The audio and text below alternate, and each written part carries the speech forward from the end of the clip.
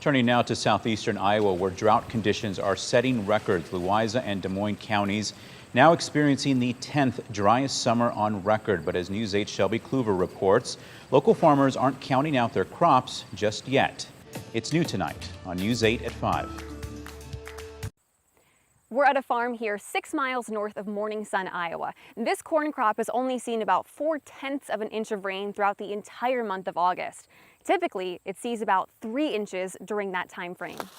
Now, that lack of moisture, pretty good example of a stressed out year, is hitting Paul Gieselman's corn. but it's kind of cannibalizing up from the bottom. The 5th generation farmer now calling this an exceptional drought. This is in the top 4 or 5 probably of what I've seen in the last 25 years.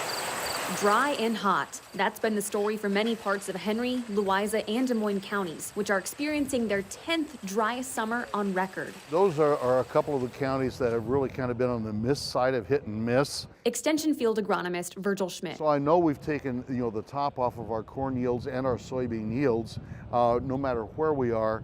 And then those areas that are short of moisture, that was kind of like, the second one.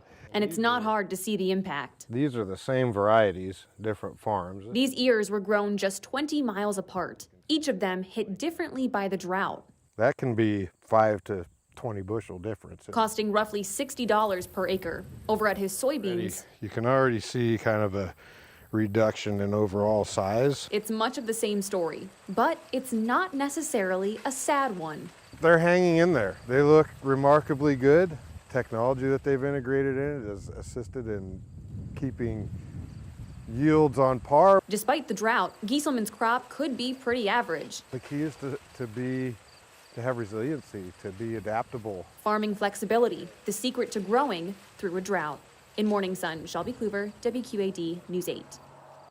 Southeastern Iowa farmers say despite the heat, this growing season has been largely free from severe storms and insects, helping crops brave the drought a little more easily.